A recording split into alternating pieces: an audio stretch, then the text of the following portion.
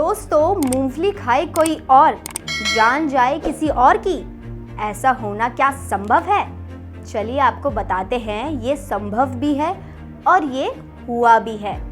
दरअसल भगवान श्री कृष्ण ने महाभारत के दौरान कई ऐसी चमत्कारी क्रियाएं की जिनसे मनुष्य को ज्ञान और शक्ति का अनुभव हुआ।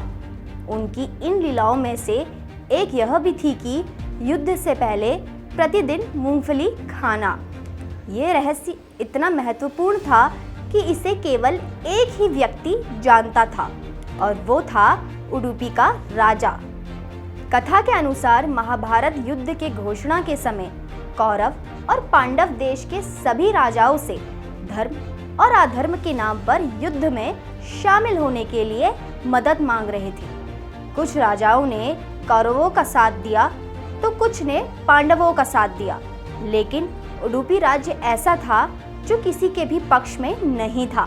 उडुपी के राजा भगवान श्री कृष्ण के पास गए और कहा कि युद्ध में करोड़ों योद्धा शामिल हो रहे हैं और उनके लिए भोजन का प्रबंध कैसे होगा, इस विषय में चिंता है। बिना भोजन के तो योद्धा ज्यादा दिन तक लड़ भी नहीं सकते, इसलिए आपकी आज्ञा हो तो दोनों पक्षों के भोजन की जिम्मेदारी मेरी तरफ से रहेगी। उडुपी राज्य इस युद्ध में शामिल होने वाले सभी लोगों के लिए भोजन का प्रबंध करेगा। उडुपी के राजा की ये बात भगवान श्री कृष्ण को पसंद आई और उन्हें इसकी मंजूरी दे दी।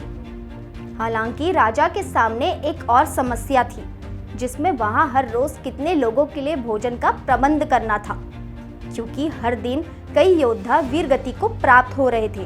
अगर भोजन कम होता तो सैनिक भूखे रह जाते और अगर ज्यादा होता तो मां अन्नपूर्णा का अपमान हो सकता था। भगवान कृष्ण ने उडुपी के राजा की चिंता को समझा और उनके लिए एक हल प्रस्तुत किया। उन्होंने कहा कि वे युद्ध से पहले हर दिन उबले हुए मूंगफली के दाने खाएंगे।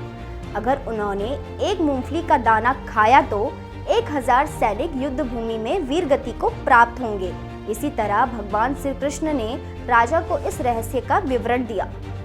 इस रहस्य के बारे में जो भगवान कृष्ण ने उडुपी के राजा को बताया, वो उस राजा को छोड़कर धरती पर किसी भी मनुष्य को नहीं पता था।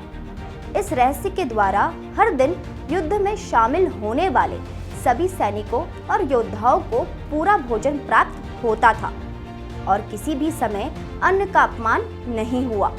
इस तरह भगवान ने उडुपी के राजा की चिंता का समाधान किया। तो दोस्तों, कैसी लगी महाभारत की ये रोचक कथा? उम्मीद है बहुत अच्छी लगी होगी, और लगे भी क्यों नहीं। दरअसल महाभारत की हर कथा इतनी रोचक जो है। तो चलिए अब मिलते हैं किसी दूसरे रोचक कथा के साथ। लाइक करें, शेयर करें और हमारे चैनल को सब्सक्राइब करना ना भूलें।